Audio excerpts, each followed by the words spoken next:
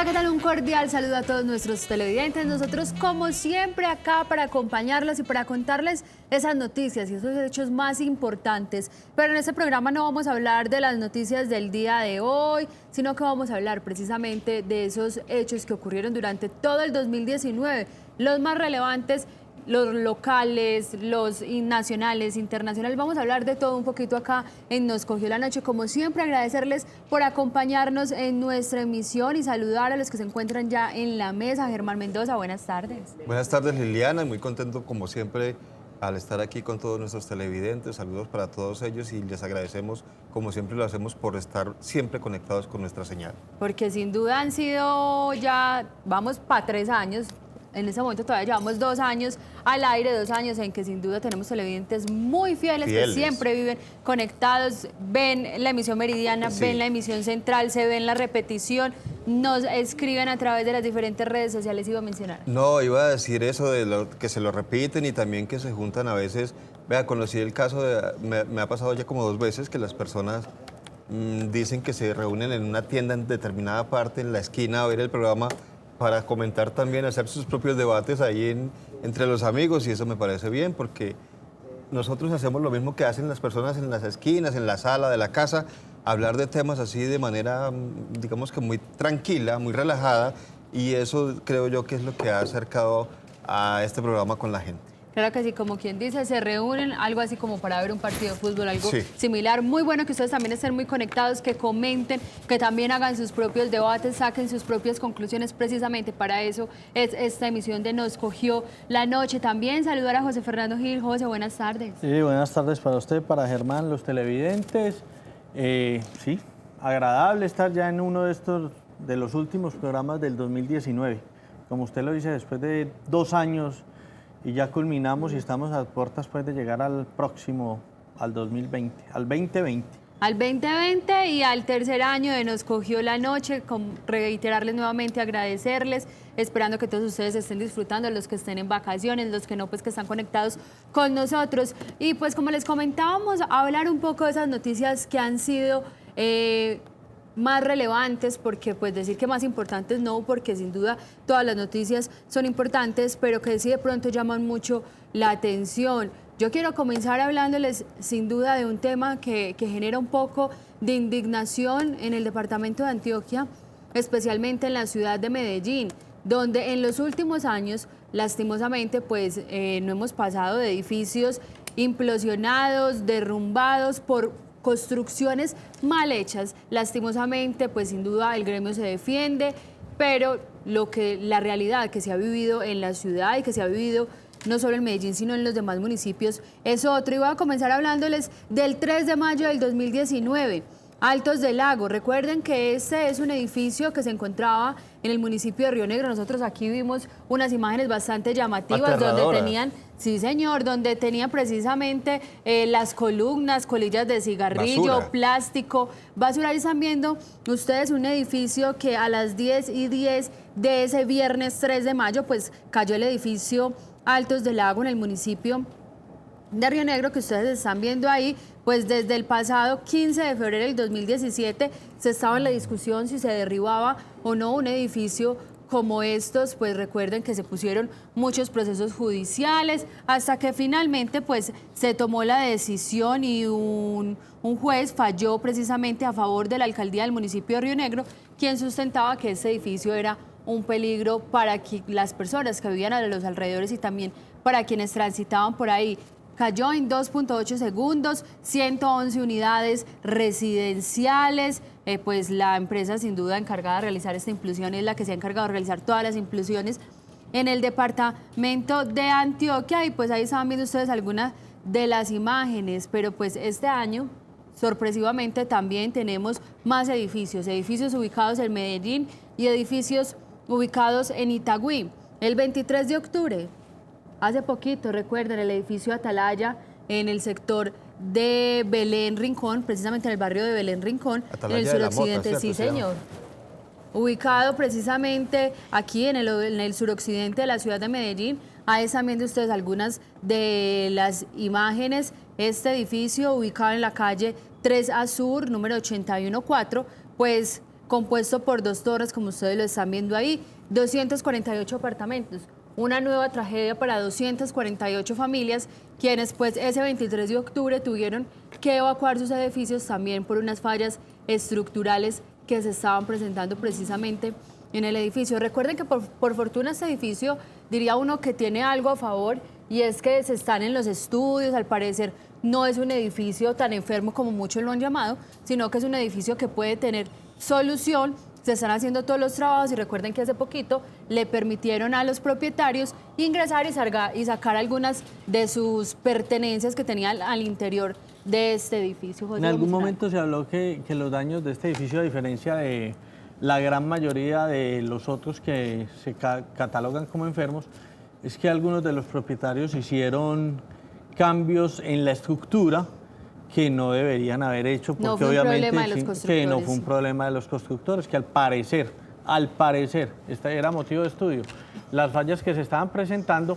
se debía a lo que estaban haciendo algunos residentes al interior de sus apartamentos, algunos cambios de muros y demás. Vea, un total, José, de 14.000 metros cuadrados, y lo que usted menciona, pues sin duda diría uno que es lo que hace diferente este edificio al resto, teniendo en cuenta que adicionalmente, pues quienes comenzaron a tomar esas medidas preventivas no fueron precisamente los propietarios, sino los constructores, los que se habían encargado de realizar esta construcción, quienes emitieron un comunicado y pues identificaron que efectivamente se estaban presentando algunas fallas al interior de este edificio. 248 familias en este momento afectadas, muchos de ellos que todavía están en autoalbergue, algunos han recibido subsidio por parte de la administración municipal. Recuerde, José, que también hace como 6 meses, si la memoria no me falla, yo hice una nota sobre el edificio Kampala, uno ubicado en Robledo, otro edificio también con problemas de fallas estructurales. Ya como en 2 o 3 ocasiones los propietarios han salido de forma voluntaria. Están viendo ustedes las imágenes, salen de forma voluntaria pues precisamente por el temor. En total 72 familias se han visto afectadas, pues por fortuna algunos salen, vuelven, ingresan, al parecer tampoco las fallas son tan graves, pero pues sin duda un edificio más que se suma y que se suma con una particularidad. Recuerde que este edificio fue diseñado por Jorge Aristizábal, el polémico calculista de Space, es decir, un edificio más de Space y otros más aquí en la de ciudad. casi todos, no de todos, pero de la gran mayoría de edificios que presentan problemas en sus cálculos. Continental Towers también. Continental todos Tower. los de de- Calasanz, Sí. que hay uno en Calazán. Y que no algunos, recuerdo es cómo más, se llama. algunos de Laureles que tenían algún reparo, manto de duda, también el señor era el calculista. Yo tengo realmente, pues, como yo me imagino que la gente tendrá la misma inquietud, es cuántos edificios más podrían tener algún problema que no haya sido detectado todavía. ¿Cómo se están construyendo estos edificios? ¿Cuántos serán los que todavía la gente no sabe que tienen esos problemas porque de pronto no han comenzado a evidenciarse y que estén en riesgo?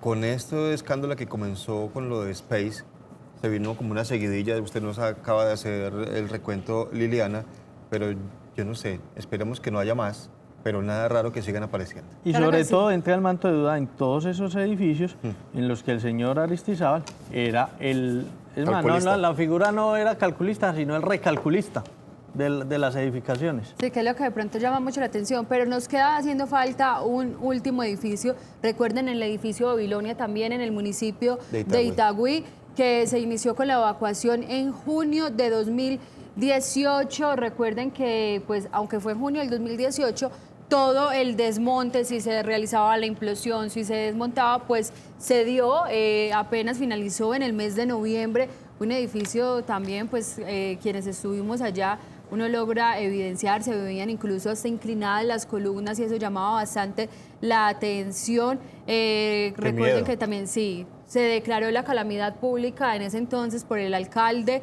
También se mencionaba precisamente ahí están viendo ustedes algunas de las imágenes, incluso desde el parqueadero hasta los edificios, hasta los pisos, más altos, habían unas varillas como para tratar de sostener el edificio, pues un edificio más donde todas las personas tuvieron que evacuar y que hoy todas tienen algo en común y es a quién le cobran. ¿Quién les paga? ¿Quién les responde? Ellos sí responden, le responden al banco, pero ¿quién les va a responder a estas personas? Porque las deudas no paran. Porque las deudas no paran, sí, señor. Lili, Usted- y en el caso de qué pena, Germán, tuvo una diferencia sobre los otros. Muchos de los otros fueron implosionados, Y este no. fue desmontado piso por piso, por eso fue Este tan fue largo el desmontado, proceso. sí señor, fue desmontado piso por piso. Recuerde que se hizo con unos drones, se utilizó tecnología para poder empezar a realizar el desmonte y pues se demoró mucho, como usted lo menciona, se demoró mucho ese proceso, pero pues sus habitantes todavía siguen bastante preocupados con la situación de este edificio. Ese es un pequeño recuento de una de las noticias, diría uno, que de pronto llama más la atención porque siguen pasando casos y pareciera que esto no acabará. José, usted en temas económicos, ¿qué nos va a contar? En temas económicos le cuento que por allá en febrero los economistas calculaban que el crecimiento del país este año iba a ser del 2.7%. Y esto lo pronosticaban por la llegada de los venezolanos al país. Afortunadamente, a pesar pues, del fenómeno social que estamos viviendo en esta etapa del año, Sí. el crecimiento va a ser superior, no va a ser del 2.7%, a pesar de que llegaron muchos más venezolanos de los presupuestados. En febrero también se decía que los desocupados en el país venían creciendo a una tasa de 298.000 personas y en este mes también se afirmaba y se conocían las cifras de crecimiento económico de Estados Unidos, la principal economía del mundo en el año 2018, que fueron especialmente buenas en ese año y el crecimiento de los Estados Unidos fue del 2.6%. Del 2.6% y Colombia, ¿en cuánto fue que me dijo? Se pronosticaba que el pronostica. crecimiento iba a ser del 2.7 y todo parece indicar que vamos a estar arriba del 3. O sea que la realidad supera en más de un 10% el pronóstico. Un dato interesante y fuera de eso, por lo que usted menciona, el crecimiento de Estados Unidos, que se supone que es un país, diría uno, como tan estable y demás, pues Sí, al sí, parecer a Colombia no le fue tan mal en este 2019. Sin duda, Germán también ha preparado esos hechos importantes y relevantes durante este 2019. Hay muchas noticias, por Sí, supuesto, en el claro. mundo. Usted sabe que pasa de todo todos los días. Pero yo quiero comenzar con una noticia de aquí, del país vecino de Venezuela. Acuérdese que el señor Nicolás Maduro está ahí, atornillado al poder, y ocurrió algo curioso el 23 de enero. Allá había pasado antes en el anuncio en la Asamblea, digamos que en la Asamblea Nacional, el presidente de la Asamblea, Juan Guaidó, había anunciado que quería ser, o que se autonombraba como presidente interino, pero el 23 de enero de este año, Juan Guaidó juramentó, es decir, como lo que se hace con las ceremonias cuando el presidente se posesiona, la juramentación, ahí lo estamos viendo, como presidente interino de Venezuela. ¿Qué ha pasado después de esto? Nada.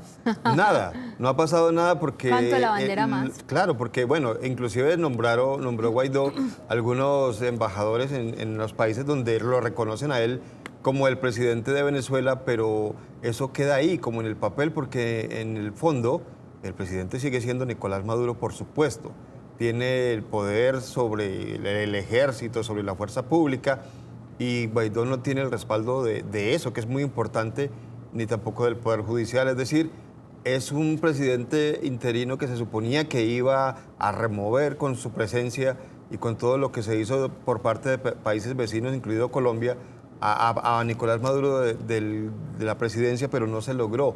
Mucho tiempo, imagínense, 23 de enero, y se hablaba de que era cuestión de días que Maduro Y dejara el tantas poder. marchas que vimos, Marchas, y a lo último, concierto en la frontera, en Cúcuta. Es decir, no ha servido para nada. El señor Juan Guaidó simplemente es el presidente de la Asamblea Nacional, que también es desconocida por el gobierno de Nicolás Maduro, tanto que le nombró una asamblea constituyente que pasa por encima de ellos. Esa noticia llamó mucho la atención y se pensaba que iba a haber, Liliana, cambios en Venezuela, que por fin iban a pasar cosas, pero ya, después, mira, casi un año después, y nada ha pasado y no sabemos cuánto tiempo más dure esto. Todo sigue igual como usted lo menciona. Yo recuerdo que cuando pasó lo de Juan Guaidó, le decía, pues, ¿para qué va a servir Juan Guaidó? No puede tomar decisiones, eso mejor dicho. Nada. Sí. Una persona que no puede tomar decisiones queda al pueblo exactamente igual. Saludar a nuestros televidentes que como siempre se conectan con nosotros. Carlos Andrés Vázquez dice, se volvió muy común este tipo de siniestros. Me imagino que hace referencia al tema de los edificios. Como siempre, por aquí nos acompaña Julia de Andrea, dice saludos. Edgar Jiménez dice muy buenas tardes, es muy ameno seguir contando con ustedes. Un abrazo a todos los integrantes de la mesa de trabajo, muchas gracias Edgar. Y Ana Carla Londoño dice, Ian Restrepo los saluda, buen día, sí, porque ya me confundo con el apellido. Elena López dice buenas tardes, saludos a todos. Y Marca también nos saluda y pues por aquí muchas personas que se siguen conectando con nosotros. Nos vamos a ir a un pequeño corte de comerciales, pero cuando regresemos pues vamos a hacer un pequeño análisis precisamente de cómo se han comportado esos hechos y esas noticias en nuestro territorio. Ya volvemos. No, sí. Bueno, estamos acá de regreso con todos ustedes. Por acá se conecta Denis Arias Montoya, dice saludos para todos. Diana Chavarría también se conecta con nosotros. Alex Ospina dice saludos desde Río Negro, hashtag haciendo amigos. Y ya acá en la mesa nos acompaña otra de las integrantes de Nos Cogió la Noche, Yasmín. Yasmín, buenas tardes. Buenas tardes, Lili. Muy buenas tardes para todos ustedes que nos acompañan y se vinculan otra vez a través del canal Cosmovisión y a través de Facebook Live, que son muchos los comentarios que siempre nos llegan y muchas gracias a ustedes por estar siempre tan atentos del programa. Claro que sí, Yasmín. ¿Cuál es esa noticia para usted más relevante? Ay, Lili, pues es que fueron muchas, o sea, sin duda una de las que más me causó como revuelo fue una que dio el concejal Luis Bernardo Guerra, Bernardo Alejandro Guerra, perdón, del Bazar de los Puercos, o sea, toda esa polémica que él estuvo hablando sobre las contrataciones de Indeportes.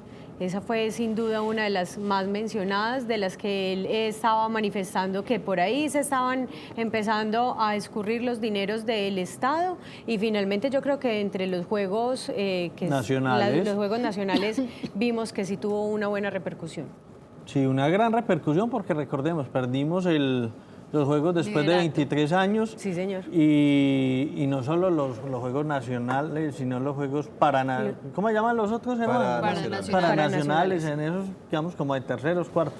Sí, entonces el apoyo al deporte acá es cuestionable sobre el final de la administración de Luis Pérez. Claro que sí, y además porque es que esa denuncia o digamos que el anuncio que él estaba haciendo desde principios de este año, pues apuntaba mucho a eso, al rendimiento y a la forma en cómo se estaban entregando los recursos para las diferentes disciplinas deportivas y en noviembre también se tuvieron como sus...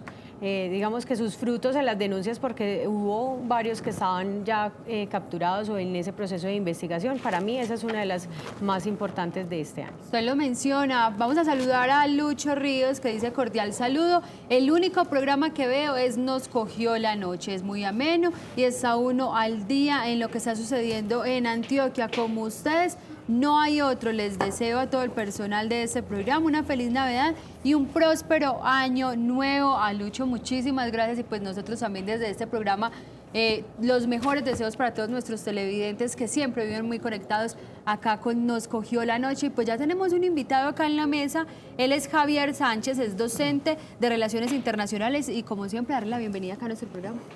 Muchas gracias, muy complacido de estar acá con ustedes y con todos los televidentes. Pues gracias por acompañarnos y pues sin duda también hay que hablar de ese panorama internacional que tanto repercute precisamente lo que pasa en otros países, en Colombia. ¿Cómo vio usted, cómo se movió este año todo este tema informativo? Bueno, la agenda internacional estuvo muy cargada este año, como siempre zonas calientes en todo el planeta. Pero si nos quisiéramos limitar a aquellos eventos internacionales que quizás hayan podido tener una incidencia en nuestro país, yo destacaría dos visitas oficiales del presidente Duque dentro de esos periplos que él tuvo durante este año. Una fue la visita a comienzos de año, hacia febrero, a una visita oficial a los Estados Unidos. Y una segunda visita hacia mediados del año, hacia agosto, en China, en la que el presidente Duque se pudo entrevistar con el presidente chino Xi Jinping. Para mí esas dos visitas oficiales terminaron teniendo implicaciones en la política exterior colombiana y definiendo mucho los lineamientos del actual gobierno colombiano. Y el otro evento que yo quizás destacaría de este año es la expresión, es la manifestación cada vez más firme de la crisis de la globalización neoliberal en el mundo entero. A lo largo de este año pudimos ver manifestaciones y protestas sociales en todo el planeta. Hubo manifestaciones en el Líbano. El primer ministro Saad Hariri tuvo que dimitir luego de 2 semanas de fuertes protestas.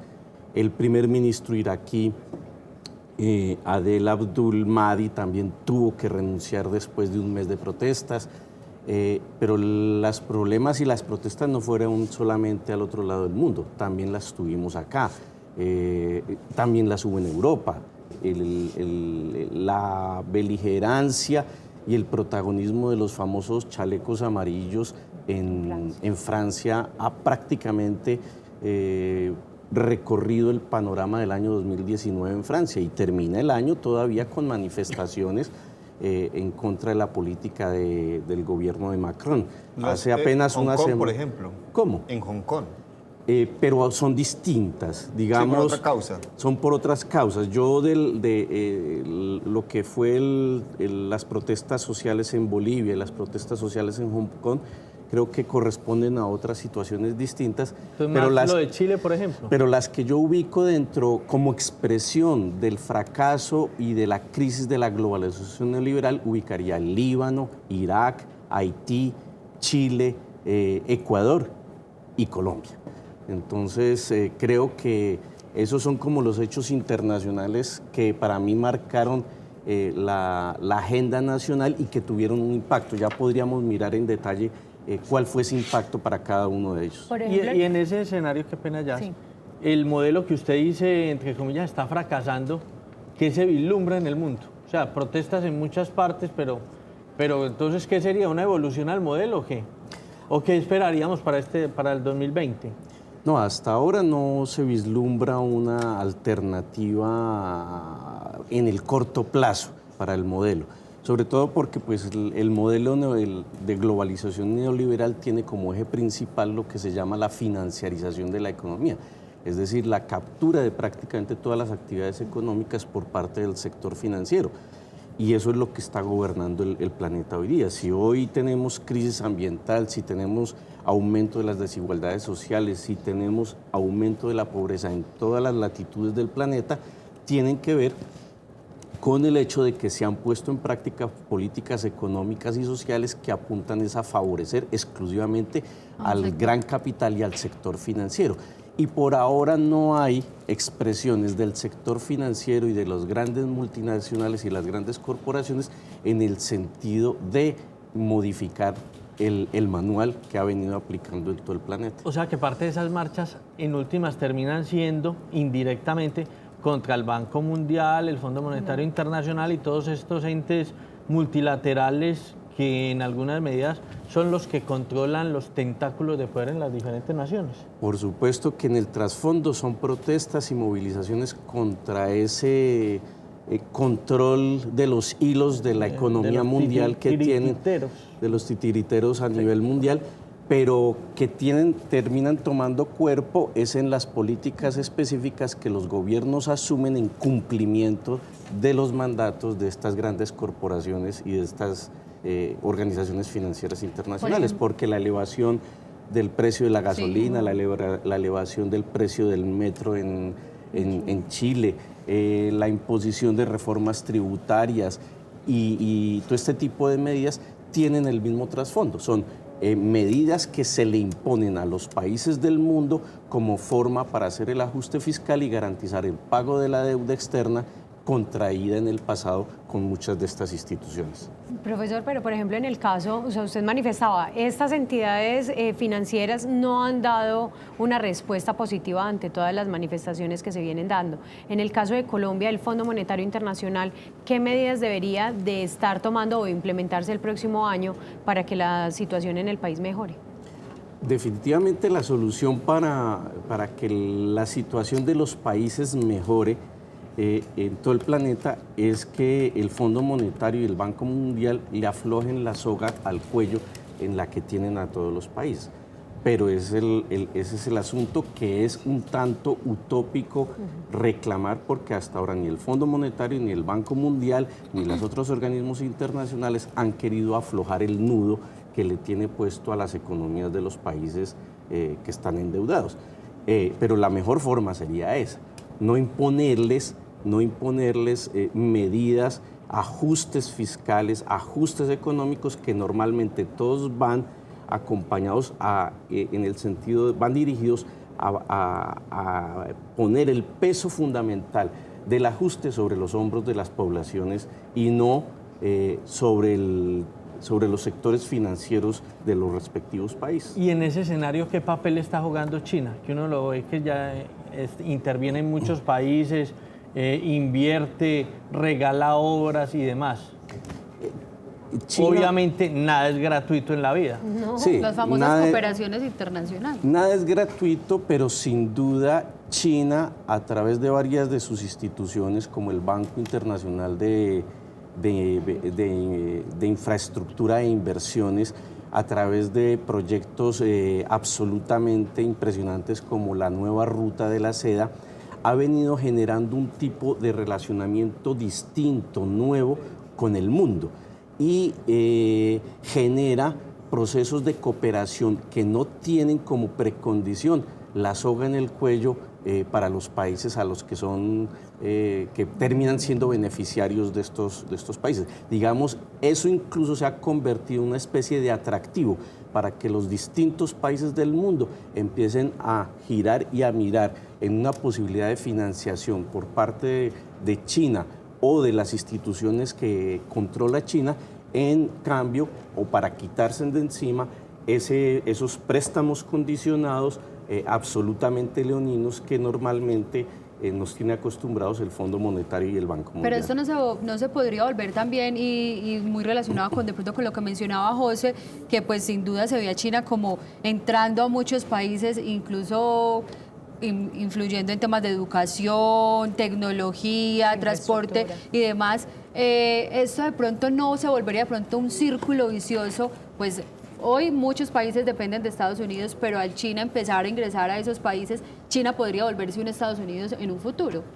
Eventualmente sí, aunque los chinos siempre han sido supremamente, el gobierno chino siempre ha insistido que no tiene pretensiones hegemónicas.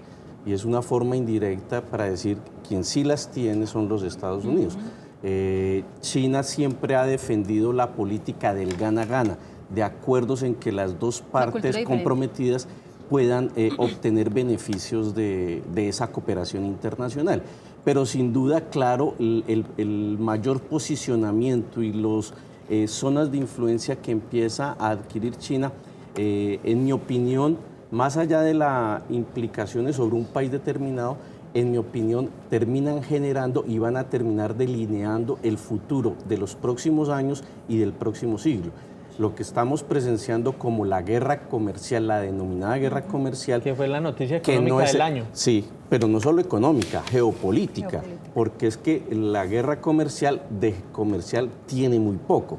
Tiene los aranceles y demás, pero el trasfondo de esa guerra comercial es una disputa por la supremacía mundial, por la supremacía planetaria.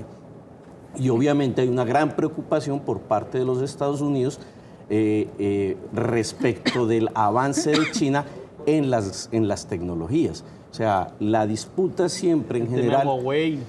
Sí, claro, o sea, la vanguardia hoy en 5G es China. Incluso ya los chinos están en procesos están en este momento avanzando en la investigación para una tecnología 6G. O sea, mientras nosotros todavía no hemos llegado ni al 4G. Yo creo que vamos como en 2G. Los chinos ya están en el 5G y haciendo ya prospectivas e investigación para el 6G. La disputa sobre la tecnología realmente es la disputa central de la geopolítica mundial, porque en general los países que terminan con el paso del tiempo constituyéndose en la potencia dominante son aquellos que acceden a la ciencia, al conocimiento y a lo más avanzado en la tecnología. Y eso es lo que está haciendo China. Yo tengo dos preguntas. Una con lo que está usted hablando en este instante, y quería volver algo atrás con lo que preguntaba Yasmín sobre qué hace el Fondo Monetario Internacional. La primera pregunta es, ¿no se está metiendo Estados Unidos en una camisa de 11 varas metiéndose con los chinos? Porque muchos dan por perdida esa guerra comercial. Los chinos tienen mucho por ganar y digamos que ahí le va a tocar ceder a Estados Unidos algo frente a un monstruo como es China. Esa es la primera. La segunda es, cuando usted hablaba de lo que el Fondo Monetario Internacional y estos bancos multilaterales hacen, a dejar de apretarles el cuello, ¿y los países qué? Vemos por ahí algún intento de no pagar una deuda, de que eso tiene sus consecuencias. ¿Se podría pensar en una posibilidad de esas? La primera pregunta. Respecto de la primera, es claro que los Estados Unidos por primera vez encuentran un contendor de su propio tamaño, un contendor que puede hacerles daño. La guerra comercial que se ha visto desde el año pasado y no se la ha aplicado a Estados Unidos por primera vez a China, ya se la ha aplicado a otros países. Siempre que Estados Unidos ha sentido amenaza a su supremacía mundial en el terreno económico y tecnológico, aplica ese mismo tipo de medidas. El mayor ejemplo fue con Japón en los años 80, cuando Japón se estaba constituyendo como en una gran potencia en ascenso y los Estados Unidos le elevaron los aranceles, le aplicaron sanciones, lo mismo que le están haciendo a China. En su momento, Japón, llamémoslo, digamos, coloquialmente hablando, se tragó el sapo. Y con tal de no indisponerse con su aliado... Renunciar a ese mercado tan grande. De no indisponerse, bajó, digamos, sus pretensiones económicas y tecnológicas. Y se zanjó el punto ahí. Con China es a otro precio. Con China es a otro precio porque la China no es el aliado estratégico de los Estados Unidos, ni Estados Unidos es el aliado estratégico de China. China, a pesar de que sigue insistiendo de que va en un camino y un ascenso pacífico, es claro que el competidor del siglo XXI para los Estados Unidos es China. Y yo no dudo en señalar en que así como el siglo XIX fue el siglo de la Gran Bretaña, el siglo XX el de los Estados Unidos, el siglo XXI es el siglo de Asia y de China específicamente. Entonces, ahí, digamos, sin duda, eso es lo que genera mayor preocupación en el sentido de que el conflicto puede escalar más. A veces la gente tiende a observar lo que ocurre en Hong Kong y lo que ocurre en el otro lado, en el Xinjiang, como expresiones espontáneas de la población en contra del gobierno central chino. Algo de eso hay ahí. Obviamente que haya algo de reclamo de mayor democracia por parte de los hongkoneses sobre el gobierno chino, pero es absolutamente claro que conflictos como el del Hong Kong hacen parte del tema de la guerra entre Estados Unidos y China. Y Estados Unidos ha estimulado estas organizaciones hongkonesas que se están levantando contra... ¿Cómo lo hacen siempre? Como normalmente ocurre, digamos, a través de una serie de organizaciones que teóricamente están concebidas para estimular el desarrollo de la democracia. Los Estados Unidos estimulan procesos de insurgencias o de rebeldía al interior de aquellos países con los que tienen contradicción. Eso respecto del primero. Y quizás para rematar en ese punto, creo que ese acontecimiento es el que ha motivado la preocupación en algunos analistas internacionales muy importantes. En concreto, hay un pensador norteamericano, Graham Allison, quien ha hecho un estudio de cerca de una veintena de conflictos mundiales en los que siempre ha habido la misma, digamos, el mismo fenómeno, y es una disputa entre una potencia que está en declinación y una potencia que está emergente. Eso es lo que se llama en teoría de relaciones internacionales la trampa de Tucídides, en referencia a la guerra del Peloponeso, en la que Tucídides, que era un ateniense, describió cómo el ascenso de Atenas puso a tambalear la supremacía de Esparta y terminó generándose la guerra. Pues bien, este estudio de Graham Allison llega a la conclusión, luego de estudiar cerca de 17 casos, que solamente en 4 casos ese fenómeno de disputa entre una potencia en ascenso y una potencia en declinación solamente en 4 no hubo guerra. En las otras terminó en guerra. Pero en cierto, o sea, en la mitad de los casos. No, en solo 4 de 17. Ah, en 4 de 17, ok. Ya, perfecto. La pregunta que se hace Graham Allison es, ¿estamos ante una nueva guerra de Tucídides? O sea, ¿estamos ante una nueva guerra de Tucídides en el caso de China y Estados Unidos? Eso es todavía... Habrá que esperar los resultados. Habrá que esperar y eso es parte de la futurología. Eso Claro que sí. respecto del primero. Quedó faltando Pero me quedó segunda. embolatada la segunda no, pero pregunta, la Germán. segunda nos Pero vamos a ir a cuando comerciales regresemos. y cuando regresemos pues volvemos a hacer la pregunta para que nuestros televidentes no se despeguen.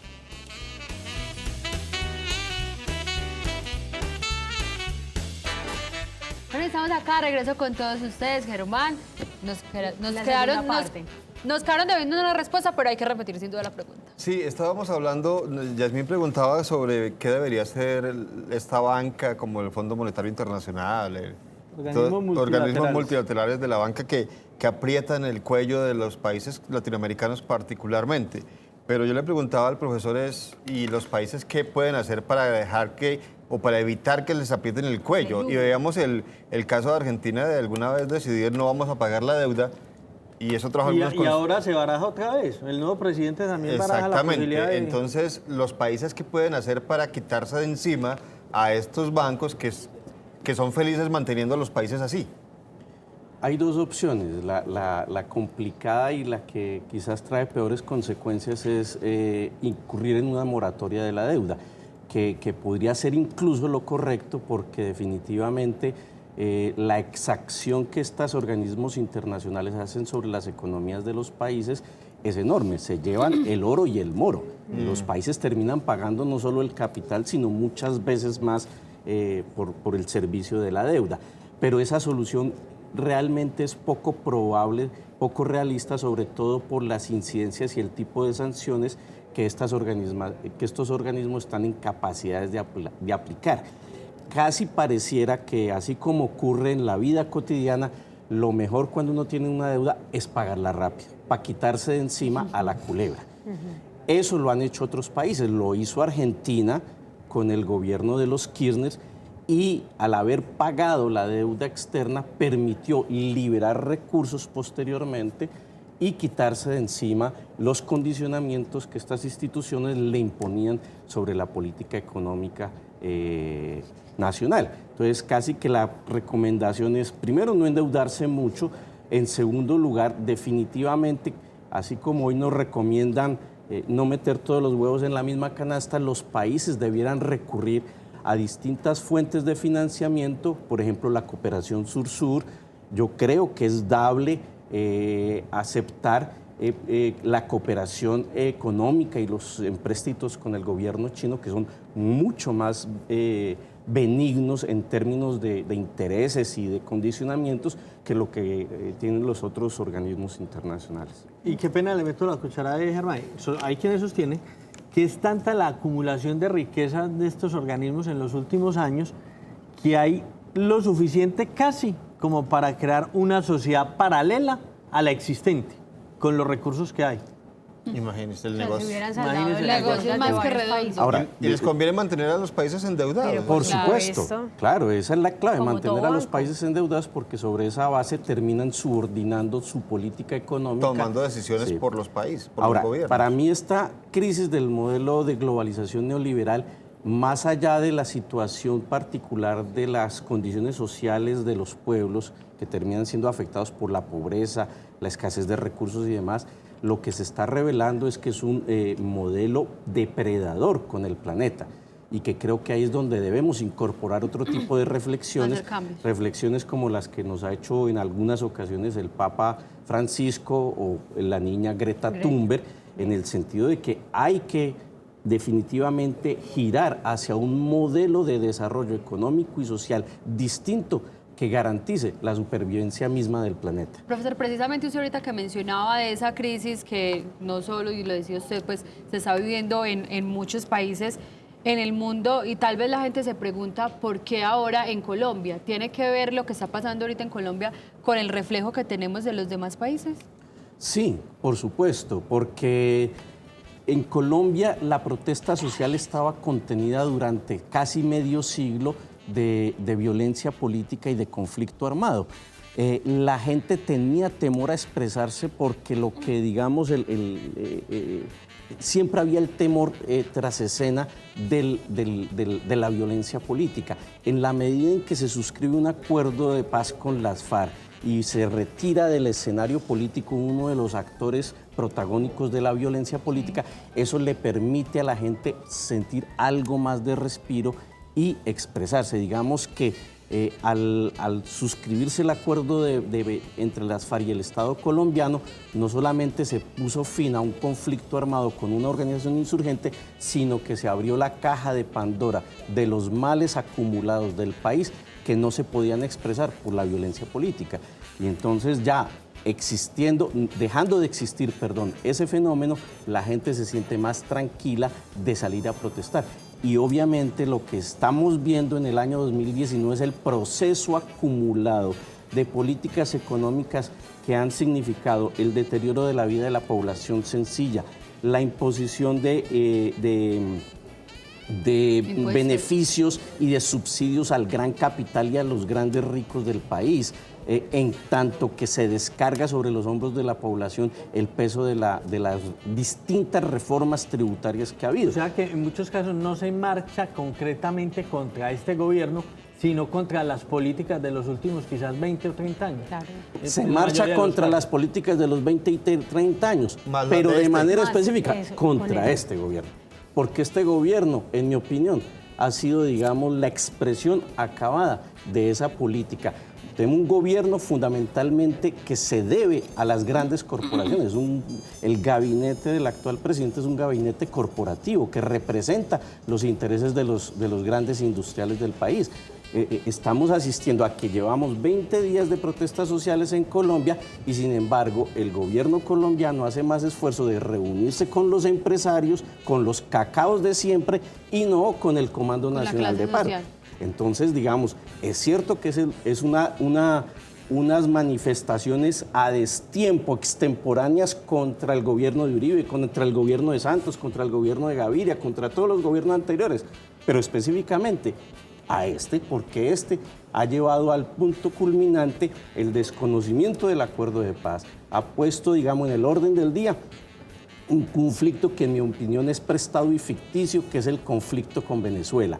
Aparte de eso, ha vuelto a narcotizar las relaciones diplomáticas de Colombia con los Estados Unidos. Hoy todo está atravesado en las relaciones con los Estados Unidos, o por el apoyo a su política exterior en el tema de Venezuela, o por su apoyo a la política antinarcóticos de los Estados Unidos, y eso se concreta acá en que se retoma la fumigación con glifosato, en que se retoman políticas que hacen parte de ello. Entonces, sí son protestas, específicas contra el actual gobierno. Pero que si nos vamos a ir a un corte de comerciales, 100 minutos, regresamos hablando más de este tema y pues sin duda de esas relaciones de nuestro país con el resto de los países.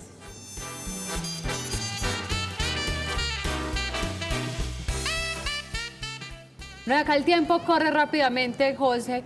Yo dije que iba a institucionalizar el minutico, el último minutico de José, porque entonces se nos acabó. No, pero tiene que ser en otra oportunidad, porque lo mío es largo, es más largo. No, entonces no. La importancia de las visitas, eso. de esas dos visitas que hizo el presidente Duque a Estados Unidos y la otra a China, pero yo creo que es más la de Estados Unidos.